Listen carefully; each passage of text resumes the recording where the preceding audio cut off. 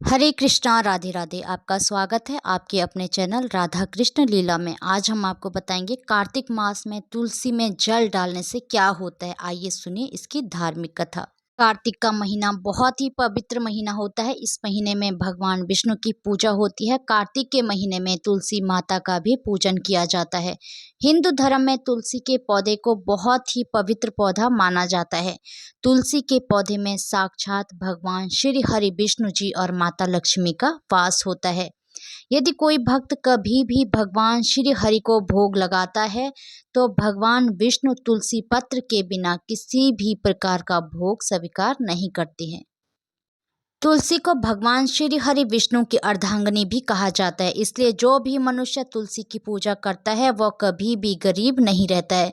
जो भी मनुष्य रोज तुलसी माता को जल देता है उसकी कभी भी दुर्गति नहीं होती है। ऐसा मनुष्य घोर पाप करने के बाद भी नरक में नहीं जाता है।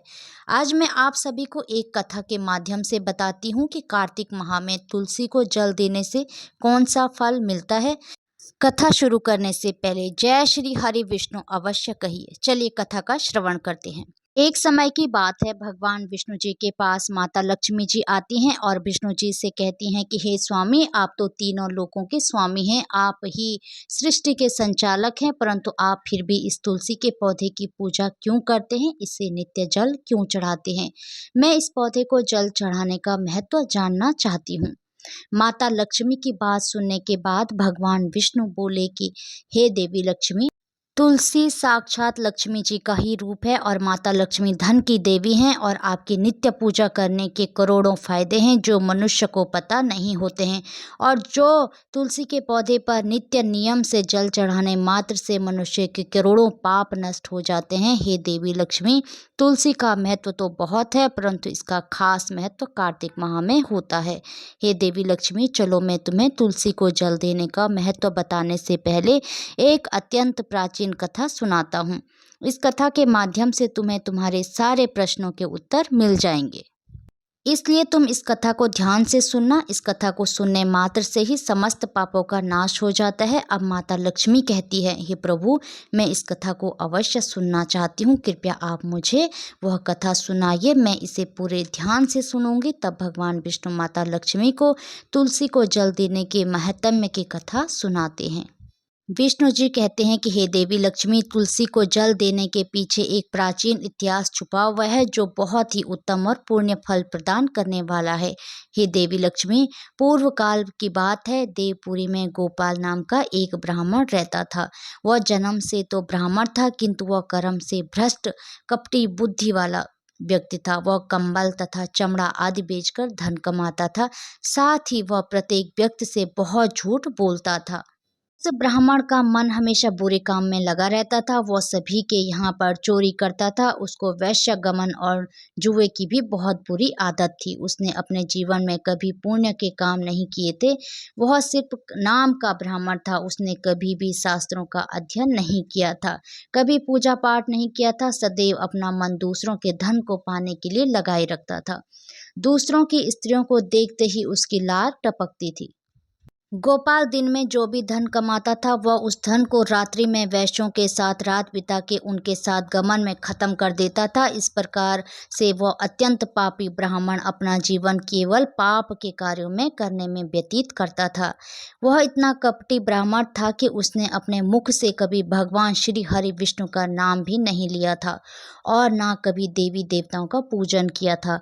अब भगवान विष्णु कहते हैं कि हे देवी लक्ष्मी, इस प्रकार से पाप करते हुए उस ब्राह्मण को अनेक वर्ष बीत जाते हैं। फिर एक दिन उस ब्राह्मण ने कंबल खरीदी और बिक्री करने के लिए अरुणाचल नगरी पहुंच जाता है। अब उस नगर के पास से नर्मदा नदी बहती थी। वह नदी बहुत ही पावन थी, इसलिए उस नदी में स्नान करने के लिए दूर दूर से बहुत से लोग आया करते थे। जब वह गोपाल ब्राह्मण वहां पहुंचा तो उसने देखा कि आज भी वहां पर कई सारे ब्राह्मण आए हुए हैं, पर वह ब्राह्मण उसी नदी के किनारे एक आश्रम में ठहरता है। गोपाल वहां देखता है कि उस आश्रम में तो अनेक विद्वान ब्राह्मण हैं जो पुराणों का पठन तथा भगवान विष्णु की स्तुति करने में मग्न हैं। अब वह पाखंडी ब्राह्मण गोपाल भी ढोंग करता हुआ वहीं पर उसके साथ रुक जाता है और उन विद्वान ब्राह्मणों के साथ जब वह रुकता है तो उसे भी भगवान श्री हरि विष्णु का नाम सुनने का अवसर मिल जाता है, क्योंकि उस ब्राह्मण की बिक्री करनी थी और वह वहीं पर कुछ दिन रुक जाता है। अब वह वहाँ पर जब रुकता है तो देखता है कि वहाँ पर आए हुए लोगों ने गायों का पूजन करके ब्राह्मणों को भोजन कराया, तो उस पापी ब्राह्मण ने भी उन सभी के साथ बैठकर भोजन किया और भगवान का प्रसाद भी ग्रहण किया। भगवान विष्णु कहते हैं, हे देवी लक्ष्मी, वहीं पर उस आश्रम में एक तुलसी का पौधा था। सबको देखकर वह पाखंडी ब्राह्मण भी जाने अनजाने में ही उस तुलसी के पौधे में जल डालने जाता था। वह श्रद्धा भाव से नहीं जाता था, उसके मन में कोई विचार नहीं था कि वह क्या कर रहा है। वह रोज सुबह उठकर एक पात्र में पानी लेकर तुलसी के पौधे में डालता था। उसे ऐसा करते करते लगभग 1 माह बीत चुका था। अब वह उस पाखंडी ब्राह्मण ने जो भी कार्य किए थे वह कार्तिक में किए थे, क्योंकि वह ब्राह्मण तो पाखंडी था। उसे कुछ पता नहीं था कि कार्तिक का महीना चल रहा है। अब भगवान विष्णु कहते हैं कि हे देवी लक्ष्मी, एक दिन की बात है जब वह ब्राह्मण आश्रम में सोया हुआ था, तब उस स्थान पर एक सर्प आ गया और जब वह ब्राह्मण सो रहा था तो उस सर्प ने उसे नींद में ही काट लिया और उस पापी ब्राह्मण की नींद में ही मृत्यु हो गई। सुबह जब अन्य ब्राह्मणों ने उसे बेहोश अवस्था में देखा तो उन्होंने उसके मुख में तुलसी पत्र और तुलसी का जल डाल दिया, परंतु उसको होश नहीं आया। फिर सभी ब्राह्मणों को पता चला कि उसकी मृत्यु हो गई है। उस पापी ब्राह्मण की मृत्यु के बाद उसकी आत्मा को लेने के लिए उस स्थान पर यम के 2 दूत प्रकट हुए और उसे पकड़कर यमलोक ले जाने लगे। जब वह यम के दूत रास्ते में ब्राह्मण को ले जा रहे थे तब वह पापी ब्राह्मण विलाप करने लगा और यमदूतों से कहने लगा, हे यमदूतों, मुझे आप कहाँ ले जा रहे हो? मेरी मृत्यु किस कारण से हुई है? मैंने कौन सा पाप किया है? तब यमदूतों ने कहा, अरे पापी दुष्ट ब्राह्मण, तूने जन्म से लेकर मृत्यु तक बहुत पाप किए हैं। तेरे पापों के कारण ही जब तू सो रहा था तभी एक काले सर्प ने तुझे काट लिया और तेरी मृत्यु हो गई। अब हम तुझे यमलोक लेकर जा रहे हैं। वहाँ पर यमराज तेरे पाप कर्मों का लेखा जोखा देखेंगे और निश्चित ही तुम्हें वे नरक में डालेंगे।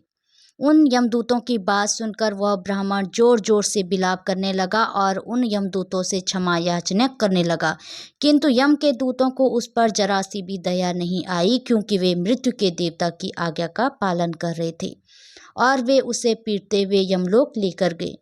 जब यम के दूत उस ब्राह्मण को लेकर यमराज के सामने पहुंच गए तो यमराज के पास बैठे हुए चित्रगुप्त ने उस ब्राह्मण को जन्म से लेकर मृत्यु तक के कर्मों का लेखा जोखा निकाला और यमराज से कहने लगे, हे महाराज, इस ब्राह्मण ने तो बचपन से लेकर मृत्यु तक पाप ही पाप किए हैं। इसने कोई पुण्य का काम कभी किया ही नहीं है। यह तो महापाप है। तब यमराज बोले कि अरे, इसे तुम मेरी नज़रों से दूर कर दिया जाए और अभी पाप नरक में डाल दिया जाए। अब यमराज जी इस दूत से कहते हैं, हे दूत, जीवन भर पाप करने वाले इस दुष्ट ब्राह्मण को उठाकर ले जाओ और इसे कुंभी पाप नरक में डाल दो। यमराज के आदेश का पालन करते हुए यमदूत उस पापी ब्राह्मण को लेकर चले गए और उसे बड़े बड़े मंदार से पीटने लगे, जिससे उस ब्राह्मण का मस्तक टूट गया और वे उसे कुंभी पाप नामक नरक में ले गए। उस भयंकर नरक में खोलते हुए तेल के बड़े बड़े घड़े थे, जिसके नीचे भयंकर अग्नि धधक रही थी। यमराज के आदेश का पालन करते हुए इन यमराजों के दूत ने उस ब्राह्मण को उस खोलते हुए तेल के घड़े में डाल दिया। अब भगवान विष्णु कहते हैं कि हे देवी लक्ष्मी, लेकिन जैसे ही वह ब्राह्मण उस खौलते हुए तेल के घड़े में गिरा, वह तेल तुरंत ही एकदम से ठंडा पड़ गया। इस विचित्र घटना को देखकर उस यम के दूत को बड़ा आश्चर्य हुआ। उसने सोचा कि अरे, ऐसा कभी नहीं हुआ था। आज इस ब्राह्मण को इसमें डालने पर यहाँ ठंड कैसे हो गई? इसने इतने ही पापियों को उस तेल के घड़े में डाला था। वे सभी उस खोलते हुए तेल में गिरकर छटपटाने लगते थे, लेकिन जैसे ही वह ब्राह्मण उस तेल में गिरा तब वह तेल अचानक से शांत और शीतल हो गया।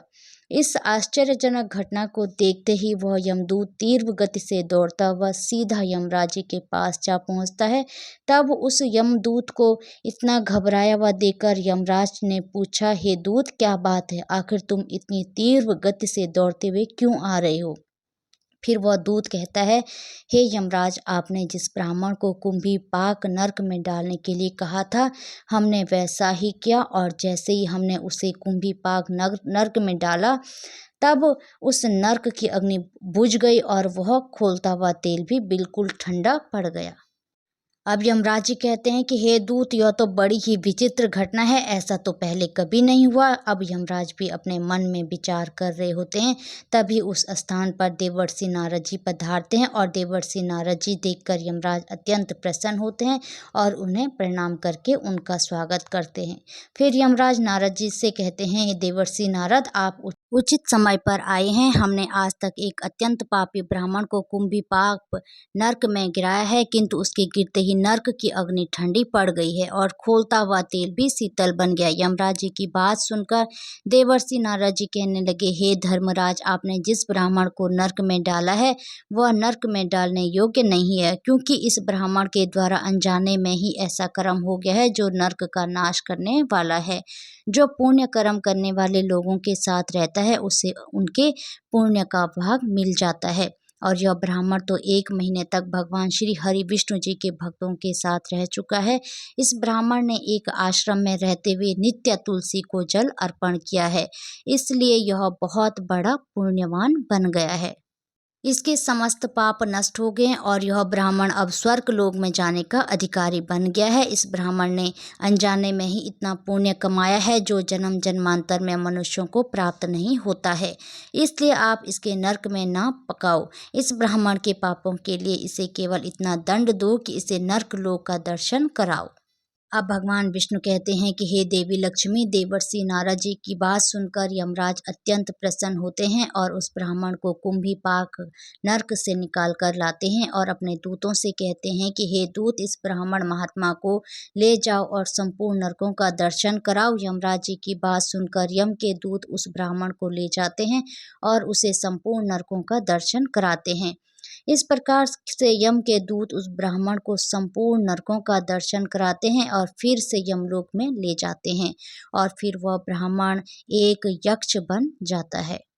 अब भगवान विष्णु कहते हैं कि हे देवी लक्ष्मी, जैसे मुझे कैलाश पर्वत प्रिय है, वैसे ही जो मनुष्य नित्य तुलसी जी की पूजा करते हैं और तुलसी को जल देता है वह मुझे बहुत ही अधिक प्रिय होते हैं। उस मनुष्य की कभी दुर्गति नहीं होती है, वह कभी नरक में नहीं जाता है। जिन घरों में तुलसी का पौधा सदैव ही हरा भरा रहता है उस घर में सुख, शांति और समृद्धि बनी रहती है। हे देवी, साथ ही भगवान विष्णु की पूजा में और उन्हें चढ़ाए जाने वाले भोग में तुलसी के पत्र अवश्य होने चाहिए, क्योंकि तुलसी पत्र के बिना भगवान विष्णु किसी भी प्रकार का भोग स्वीकार नहीं करते हैं। इसलिए प्रत्येक घर में तुलसी का पौधा अवश्य होना चाहिए। अगर आपके घर में तुलसी है तो सुख, शांति और समृद्धि के लिए कार्तिक मास में तुलसी को चुनरी अवश्य चढ़ानी चाहिए। ऐसा ध्यान रहे कि तुलसी का पौधा चुनरी के बिना अधूरा होता है। तुलसी केवल पौधा नहीं बल्कि वह देवी है, वह त्रिलोक के स्वामी भगवान विष्णु की पत्नी है, इसलिए तुलसी को चुनरी अवश्य ही चढ़ानी चाहिए। इससे पति पत्नी प्रेम और विश्वास बढ़ता है। घर में रहने वाली महिलाएं सदा सुहागन और सौभाग्यशाली रहती हैं। तुलसी का विवाह भी अवश्य कराना चाहिए, इससे मनुष्य के सभी दुखों का अंत होता है और सांसारिक जीवन सुखमय बीतता है।